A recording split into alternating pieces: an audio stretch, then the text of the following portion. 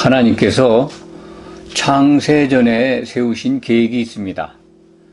에베소서 1장 4절 이하를 보면 하나님이 기뻐하시면서 세우신 뜻이 기록되어 있습니다. 그리스도로 말미암아서 하나님의 아들들을 얻고자 하신 계획, 그 하나님 아들들로부터 찾게 받으시겠다, 이렇게 기록되어 있습니다. 하나님은 그러니까 하나님의 아들들을 얻어서 찬송받고 싶어 하십니다.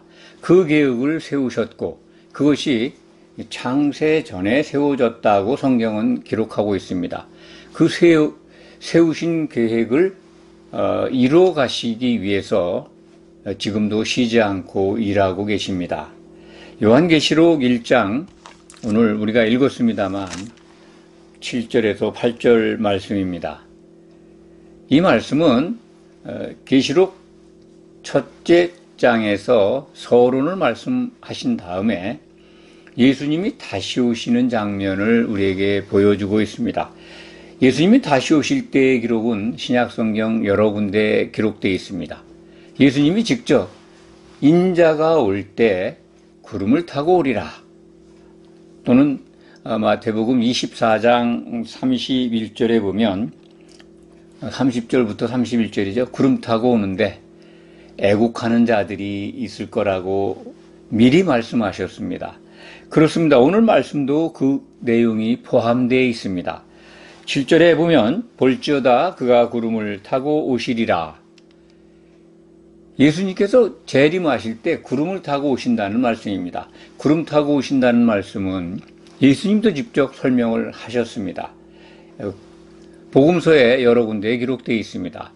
과연 구름이 자연계에 있는 구름이냐 그렇지 않느냐 하는 그러한 것들을 성경을 통해서 우리는 살펴보아야 합니다. 예수님이 정말 자연계에 있는 구름을 셋째 하늘에서부터 타고 오실까요? 예수님은 지금 하나님의 보호자가 있는 셋째 하늘에 계십니다. 거기서 이제 하늘들을 뚫고 공중으로 내려오실 것입니다. 그런데 구름은 눈에 보이는, 우리가 눈에 보는 하늘, 그 첫째 하늘에만 존재합니다. 그런데 셋째 하늘서부터 그 광활한 우주를 거쳐서 공중까지 오신다면 처음부터 그럼 구름 타고 오시지 않는 것, 그렇게밖에 생각할 수가 없습니다. 처음에는 구름을 타고 오시지 않는데 나중에 근처에 와서 구름을 타신다? 참 이해하기 어렵습니다. 그렇기 때문에 예수님이 타고 오시는 구름은 우리가 생각하는 자연계에 있는 구름이 아니다. 그것을 우리는 성경을 통해서 찾을 수가 있습니다. 마태복음 25장 31절에 보면 인자가 자기 영광으로 천사들과 함께 올 때, 이런 말씀이 기록되어 있습니다.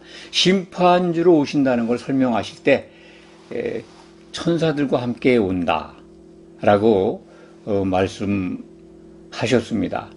뿐만 아니라 데살로니가전서 4장 16절 17절에 보면 주님이 재림하는 장면이 기록되어 있습니다. 예수님께서 천사장의 소리와 하나님의 나팔 소리로 강림하신다라고 말씀합니다. 천사장이라고 하는 것은 천사들의 우두머리죠. 천사들의 우두머리는 예수님입니다. 그것을 잘 이해하지 못하기 때문에 천사장을 타락한 마귀, 루시퍼라고 이렇게 만들어내는 어떤 이야기를 기준해서 믿는 사람들도 있는데 그렇지 않습니다. 천사장은 딱 한 분, 미가엘, 미가엘, 하나님과 같은 자가 누구냐라는 뜻인데, 하나님과 같은 분, 그건 예수님이시죠. 우리에게 보여주신. 그래서 천사장은 미가엘이고 미가엘은 예수님입니다. 예수님을 지칭하는 말씀입니다. 그렇기 때문에 천사장의 소리, 하나님의 나팔 소리를 울리면서 오시는 분은 예수님, 재림 예수입니다. 그래서 오늘 구름 타고 오시리라 하는 부분은 천사들과 함께 오시는 예수님을 우리가 확신할 수가 있습니다. 계시록 19장 11절 이하에 보면 예수님이 재림하시면서 심판을 하십니다. 공중 청소를 하는데 마귀와 그 세력들을 다 사로잡아서 무저갱에 넣습니다. 그때 예수님을 따라서 백마 타고 이 싸움을 하시는 예수님을 따라서 신옷 입은 군대가 뒤를 따릅니다. 신옷 입은 군대, 하늘의 군대. 그 군대가 누구겠습니까? 천사들입니다. 예수님을 따르는. 예수님이 재림하실 때, 셋째 하늘에서 내려오실 때 천사들이 셋째 하늘에 남아있을 이유가 없습니다. 그거는 뭐 상식입니다. 아버지 하나님도 함께 오시기 때문에 삼일체 하나님, 물론 성령은 교회 안에 계십니다. 교회를 만나러 오시는 예수님은 하나님과 함께 오십니다. 천사들도 다 데리고 내려오십니다. 그렇기 때문에 오늘 계시록 1장 7절에 기록되어 있는 구름 타고 오신다는 말씀은 예수님이 다시 오실 때 함께 오는 천사들로 보시는 것이 성경적인 해석이다. 그것이 틀림없다고 저는 확신합니다. 성경의 마지막 책인 요한계시록, 그 첫 번째 서론 다음에 등장하는 예수님의 재림 모습, 그리고 이어지는 게 뭐냐면 그리스도의 심판입니다. 심판주의 모습을 우리에게 보여주고 있습니다. 물론 이제 오늘 본문에서는 빠져 있는 내용입니다만 1장 9절 이하의 말씀, 20절까지 기록된 계시록 1장 9절부터 20절까지의 내용, 재림하신 예수님의 모습, 그리고 예수님의 명령이 담겨 있습니다. 성경의 마지막 책에 맨 처음 등장하는 게 심판주의 모습입니다. 심판이 그만큼 교회에 주시는 그 메시지, 이 의미를 꼭 알아야 한다는 겁니다. 예수님이 재림하실 때 뭐 상만 주러 오시는 게 아닙니다. 먼저 심판을 하신다는 겁니다. 그 심판의 대상은 교회입니다. 믿었던 자들입니다. 휴거가 되면 구원에 이른다고 가르치는 분들도 있는데 그렇지 않습니다. 예수님이 재림하시면 교회는 그 그리스도의 심판대 앞에 다 서야 합니다. 고린도후서 5장 10절에 기록되어 있는 우리가 다 반드시 그리스도의 심판대 앞에 서리라 라고 기록된 말씀을 꼭 기억하셔야 합니다. 심판이 없다. 심판 없이 교회는 다 들림받아서 구원에 이른다. 그 누가 가르치는 걸까요? 성경에 기록되어 있는 걸 빼고 또 그리스도의 심판대가 있는 걸 신약 성경 마지막 책 요한계시록은 분명히 일러주는데 그걸 뺀다? 그럼 계시록 22장 18절 19절에 기록된 하나님이 참 분명하게 약속하신 성 밖에 내던져지는 자, 불못에 던져지는 자, 멸망하는 자, 그 속에 포함될 수 있습니다. 성경을 특히 요한계시록을 더하거나 뺄 수는 없습니다. 그런데 계시록에 기록되어 있는 그리스도의 심판 그리고 천년왕국을 생략한다면 그것은 하나님의 뜻 정면으로 대적하는 겁니다. 누가 좋아할까요? 사탄 마귀가 좋아하는 겁니다. 그만큼 심판이 교회에게 불가분 있는 것인데 이것을 꼭 기억하라는 겁니다. 그래서 잘 준비하라는 겁니다. 오늘 메시지도 그렇습니다. 7절에 각 사람의 눈이 그를 보겠고 각 사람의 눈. 그렇기 때문에 이 심판주로 오시는 예수님 앞에 나타나서 예수님 오는 걸 보는 자들이 누구겠냐 이겁니다. 그러면 이제 이게 잘 술술 풀리는 거죠. 천사들을 데리고 오는 걸 보는 것. 이게 육안으로 보이겠습니까? 영안으로 보는 겁니다. 그러니까 휴거된 교회, 나중에 우리가 알게 됩니다만 일곱 교회 믿었던 모든 자들이 공중에 올라가서 예수님이 강림하는 걸 보게 됩니다. 영의 몸을 입고 움직이는 천사들과 그 앞에 오시는 예수님, 영의 몸을 입으신 예수님을 바라보는 것은 영의 몸을 입고 휴거된 모든 교회 성도들입니다. 믿었던 자들이죠. 심판받기 위해서 올라간 겁니다. 그러니까 각 사람의 눈, 그 보는 눈은 영의 몸을 입은 일곱 교회에 속한 모든 교회에 속했던 예수님을 믿었던 신약시대의 성도들입니다. 그들이 모두 다 예수님을 본다는 거예요. 근데 거기에 이제 다음에 이제 그를 찌른 자들도 본다라고 하는 말씀입니다. 그 찌른 자가 누굴까? 실질적으로 예수님은 창에 찔리셨습니다. 자신의 피를 다 쏟았습니다. 그렇다면 그 창을 찌른 자가 누구냐? 물론 요한복음 19장에 기록되어 있는 기록을 보면 19장 33절 이하입니다. 거기 기록되어 있습니다. 로마 병사 한 사람이 예수님이 숨을 거둔 걸 알고 창으로 옆구리를 찌릅니다. 다른 그 옆에 양옆에 있던 죄수들은 강도들이죠. 그들은 이제 뼈를 꺾는데 예수님은 숨을 거둔 것을 확인한 다음에 찌르기만 합니다. 성경을 응하는 거죠. 요한복음 19장도 성경을 응하게 하려 합니다. 예수님의 뼈가 안 꺾였죠. 이 시편에 기록되어 있는 말씀이 응합니다. 그래서 피를 다 쏟으셔야 합니다.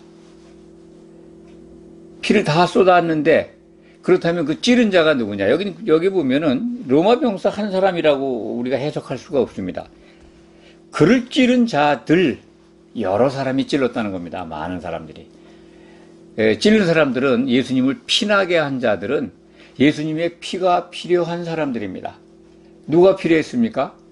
죄사함을 얻어야 되는, 죄가 사해져야 되는, 깨끗이 예수님의 피로 우리들의 옷을 빨고 신옷을 입어야 하는 성도들입니다.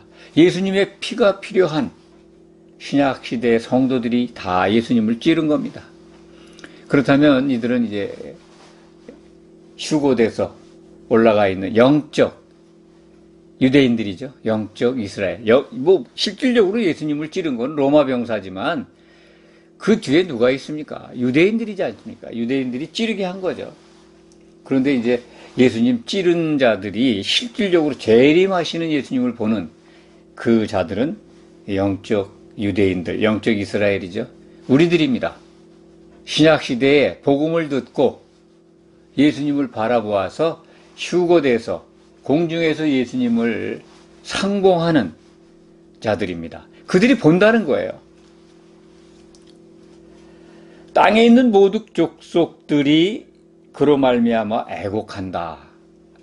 땅에 있는 족속들. 과거에 저도 계시록에 대한 이해가 부족할 때 이 땅에 있는 족속은 믿지 않는 자들, 휴거되지 않은 지상에 남아있는 사람들, 벌받을 사람들로 이해를 했습니다. 그런데 신약성경과 또 요한계시록에 대한 이 말씀에 대해서 좀 깨닫게 되면서 이 땅에 있는 모든 족속이 땅이라는 것이 계시록에서 교회라는 사실을 발견한 다음부터는 이것이 성도들이구나. 교회에 소속되어 있었던 휴거된 모든 족속이 애곡한다는 거예요. 모든 족속이라는 것이 이제 남아있는 자들 아닌가라는 생각을 갖게 하는데 땅하고 실질적으로 휴거돼서 공중에 예수님 앞에 서는데 이 모든이라는 말이 들어가 있는 것, 이것은 애국하는 사람들이 많다 이렇게 이해하시면 될 것 같습니다. 모든 사람이 예수님을 본 사람들이 다 애곡하는 게 아니죠. 그리스도의 심판대에서 칭찬받고 상 받는, 그래서 혼인잔치에 들어가는 자들은 애곡할 일이 없죠. 할렐루야 찬송을 부르게 됩니다. 찬송 부르는 자들이 있는가 하면 애곡하는 자들이 있다는 겁니다. 이 부분은 이제 마태복음 4장 30절인가요? 31절에 기록되어 있는 걸로 제가 기억을 합니다. 거기도 똑같이, 거기는 이제 통곡한다고 되어 있습니다. 인자가 올 때. 땅에 있는 족속들이 통곡한다. 이게 통곡이나 오늘 말씀에 기록되어 있는 애곡이나 같은 단어입니다. 원문적으로는 뭐 가슴을 친다, 이제 친다라는 뜻이랍니다. 가슴을 치면서, 이제 한탄하면서, 통곡하겠죠. 그 표현입니다. 왜 그럴까요? 염소로 분류돼서 혼인반찬에 못 들어가는 자들입니다. 데살로니가 후서 1장 10절에 기록되어 있는 대로 성도들에게서는 영광을 받으시는데 믿었던 자들에게서는 아주 놀랍게 기여김을 얻으신다, 예수님이. 예수님이 오셨는데 좀 황당하게 예수님을 바라보면서 가슴을 치는 자들이 있다는 겁니다. 근데 그것이 적은 무리가 아닙니다. 굉장히 대다수인 것을 오늘 알 수가 있습니다. 오늘 말씀 모든 족속, 거의 대부분이 가슴을 치면서 애곡한다는 겁니다. 그렇게 된다는 거예요. 왜냐하면 이거는 예수님이 오셔가지고 좁은 문이라는 걸 우리에게 일러주셨습니다. 바로 이 그리스도의 심판대를 통과하는 것이 좁은 문이라는 말씀입니다. 근데 이 부분을 참 심판이 없다라고 생각하고 가르치는 분들도, 그렇게 믿는 분들은 불편해 할 겁니다. 휴고만 되면 구원이라고 하는 분들은 몹시 불편하고, 또 예수만 믿으면 구원 받는다고 가르치고 또 그렇게 믿는 분들도 참 더욱 불편해할 그러한 말씀입니다. 심판이 사라졌습니다. 특히 한국 기독교 안에서는 예수만 믿으면 이 땅에서 복받고 살다가 죽으면 천국 가서 주님과 영생불사한다, 이런 단순한 구원의 논리를 가지고 가르치고 있고, 많은 사람들은 그것을 믿고 있습니다. 그래서 현실 속에 있는 복을 잘 받으면 되는 걸로 그걸 추구합니다. 그것이 오늘날 기독교의 추락을 가져왔습니다. 그래도 뭐 과언이 아닙니다. 그런데 성경의 마지막 책 요한계시록을 주목해 본다면 그렇지 않습니다. 특히나 계시록에서 복 있는 자들에 대한 이 말씀이 많이 나오는데, 그 중에 가장 중요한 것이 예수님의 일을 끝까지 주목해서 보는 자, 그런 성도가 복이 있다라고 선언합니다. 매우 중요한 말씀입니다. 예수님의 일정, 예수님께 일어나는 일들을 끝까지 주목해서 보는 자, 그걸 보려면 요한계시록을 봐야 합니다. 재림하시는 것, 재림 후에 일어나는 일들, 여러 가지, 재림 전에 7년 혼란이 있는 일, 재림하시면서 심판하시는 일, 그리고 천년왕국을 통치하시는 일, 또 백보자 심판 때에서 일어나는 일들, 새 예루살렘 성에서 우리가 누릴 영광들을 다 예수님의 일정을 통해 보면 확실히 알 수가 있습니다. 그걸 주목해서 보는 자가 가장 큰 복, 마카리오스 복을 받는다는 겁니다. 하나님과 가장 밀접한 관계에서 하나님과 같이 사는 복이죠. 우리말로 그냥 쉽게 풀이한다면 하나님과 같이 사는 복입니다. 그 복을 누리는 자가 바로 계시록에 기록되어 있는 대로 예수님의 일정을 끝까지, 그 일어나는 걸 끝까지 주목해서 보면 그 복을 받을 수 있다는 겁니다. 그걸 보고 안다면요, 예수님 오시는 걸 사모하고 학수고대하면서 잘 준비할 겁니다. 교회에 주신 명령이 왜 우리에게 주셨는가? 서로 사랑해라. 그리고 사도들은 그 사랑을 가지고 예수님의 몸으로 하나가 되라, 한 몸을 이루라 라고 가르치고 있지 않습니까? 우리가 한 혼이 되고 한 영이 되고 그래서 그리스도의 몸으로 한 몸을 이루어야 그 복을 받게 됩니다. 8절 말씀을 보겠습니다. 주 하나님이 이르시되, 하나님이 말씀하세요. 직접 사도 요한에게. 물론 요한을 지금 이끌고 있는 것은 천사입니다. 나는 알파와 오메가라. 이제도 있고 전에도 있었고 장차 올 자여 전능한 자라 하시더라. 알파와 오메가, 다 잘 아실 겁니다. 알파와 오메가는 이제 그리스도 문자의 첫 번째 글자가 알파입니다. 마지막 글자가 오메가죠. 그러니까 처음과 마지막이라는 뜻입니다.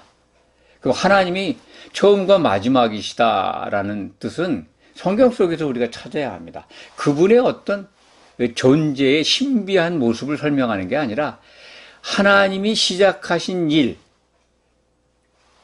그것이 있는데 그것을 꼭 끝까지 지켜서 완성하신다는 그 뜻으로 우리가 받아들여야 합니다.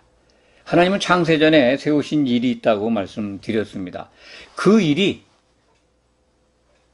시작이 됐는데 그 시작하신 분이 끝까지 그것을 처음 뜻과 같이 똑같이 그대로 계획하신 대로 이루신다는 겁니다. 하나님이 창세전에 세우신 뜻은 아들들을 얻어서 찬송받기 위해서 하셨다. 하기를 원하신다. 그것을 세우셨다고 전에 모두의 말씀을 드렸는데, 창세기 2장 24절은 좀 구체적이죠. 남자가 부모를 떠나 그의 아내와 합하여 한 몸을 이루게 하시겠다는 겁니다. 그것이 서술 문장이 아니라 자기 강력한 의지의 천명이라고 말씀을 드렸습니다. 하나님이 반드시 그 일만큼은 하시겠다는 겁니다. 그런데 에베소서 5장 31, 32절에 보면 그 일이 아담과 그의 아내가 한 몸을 이루게 하시는 것이 그리스도와 교회의 결혼이다. 이것이 하나님의 가장 큰 비밀이다라고 우리에게 공개합니다. 하나님의 가장 큰 비밀이 있었는데 신약 시대에 와서 이제 공개됐습니다. 그리스도와 교회의 결혼. 그리스도와 교회의 결혼을 통해서 하나님은 찬송 받으시겠다는 겁니다. 그 일이 예수님이 재림하셔야 이루어집니다. 하나님이 가장 기뻐하시는 일인데 예수님도 그것을 반드시 그 찬송을 하시겠다고 약속하신 신약 성경의 부분이 있습니다. 히브리서 2장 12절을 보면 그 말씀이 기록되어 있습니다. 그 일이 이루어지는 것이 어린 양의 혼인잔치입니다. 그래서 그 일을 시작하신 알파이신 하나님이 오메가로서 그걸 완성하시는데, 그 완성된 이 그리스도와 교회의 결혼식장에서 찬송이 나옵니다. 계시록 19장에 가면 그것이 이루어집니다. 할렐루야를 부르죠. 계시록 19장에 6절 이하입니다. 제가 잠깐 읽어드릴까요? 또 내가 들으니 허다한 불의 음성과도 같고 맑은 물소리와도 같고 큰 우레소리와도 같은 소리로 이르되 할렐루야, 우리 하나님 곧 전능하시니가 통치하셨도다. 통치를 완료하셨다는 거예요. 우리가 즐거워하고 크게 기뻐하며 그에게 영광을 돌리세. 어린 양의 혼인기약이 이르렀고, 혼인날이 이르렀다는 거죠. 그의 아내가 자신을 준비하였으므로 그에게 빛나고 깨끗한 한 세마포 옷을 입도록 허락하셨으니 이 세마포 옷은 성도들의 의로움이더라 라고 이렇게 기록되어 있습니다. 성도들의 의라는 거죠. 예수님의 피로 다 우리들의 더러운 옷을 다 빨았기 때문에, 그래서 승리한 성도들이 빛나고 깨끗한 한 세마포 옷을 함께 입고 있습니다. 한 신부로 단장이 됐죠. 거기서 찬송하는 겁니다. 이것이 승리한 자들, 이기는 자들이 받는 영광이죠. 그런데 그리스도의 심판 때에서 칭찬이 아니라 참 저주를 받습니다. 마태복음 25장에 보면 염소들에 대한 형벌이 나오죠. 저주받을 자들이라. 그래서 그들이 이 불 섞인 유리바다, 불지옥에 던져집니다. 그들이 뭘 하겠습니까? 그렇게 판결을 받은 양으로 분류된 양 새끼들로, 미안합니다. 염소 새끼들로 분류된 그들이 어떻게 하겠습니까? 가슴을 치면서 통곡하겠죠. 애곡하겠죠. 오늘 말씀에 기록된 대로 그렇습니다. 많은 족속들이 그로 말미암아 예수님의 심판으로 말미암아 애곡하게 된다는 겁니다. 그 일이 반드시 이루어진다는 거예요. 그래서 그걸 설명한 다음에 나는 알파와 오메가다. 내가 계획한 건 반드시 이루신다. 그래서 계시록에 보면 알파와 오메가라는 설명이 계시록만 3번 나옵니다. 계시록 1장 7절에 기록되어 있고 참고로 아시기 바랍니다. 21장 6절, 22장 13절에 알파와 오메가라는 하나님을 잘 설명한 그런 말씀이 기록되어 있고요. 처음과 마지막이다 라는 같은 뜻이지만은 이 부분은 더욱 강조돼서 4번이나 기록되어 있습니다. 계시록에 1장 17절, 2장 8절, 21장 6절, 22장 13절. 21장 6절이나 22장 13절은 알파와 오메가와 함께 처음과 마지막이라고 또 강조되어 있습니다. 하나님은 이렇게 시작하신 일을 끝내 이루시는 분입니다. 그래서 21장 7절에 다 이루었도다. 나는 알파와 오메가요. 이렇게 기록이 되어 있는 겁니다. 21장, 많이 읽어드렸습니다만, 21장 6절, 7절, 7절만 읽어드릴까? 이기는 자는 이것들을, 21장 6절입니다. 내게 말씀하시되, 이루었도다. 다 이루었다는 거죠. 그리고 이룬 다음에 하시는 말씀이, 이기는 자는 이것들을 상속으로 받으리라. 이것들. 바로 나는 그의 하나님이 되고 그는 내 아들이 되리라. 아들 되는 게 상속받는 겁니다. 다 이루신 하나님이 주시려고 예비하신 것이 우리에게 상속 재산이 있는데 그 중에 가장 으뜸되는 게 그 이기는 자가 된 자는 내 아들이 된다는 겁니다. 아들이 되면 아버지의 유산을 다 받는 거죠. 하나님은 돌아가시는 분이 아니니까 하나님과 함께 하나님이 갖고 있는 모든 걸 공유하는 겁니다. 같이 갖는 겁니다. 얼마나 어마어마한 영광입니까? 오늘 말씀을 정리하겠습니다. 요한계시록에 첫 번째 등장하는 모습은 재림하시는 예수님의 모습입니다. 그 재림 예수의 모습이 제일 먼저 설명되는 것이 역시 1장 9절 이하의 기록이 되어 있는데 심판주의 모습이다.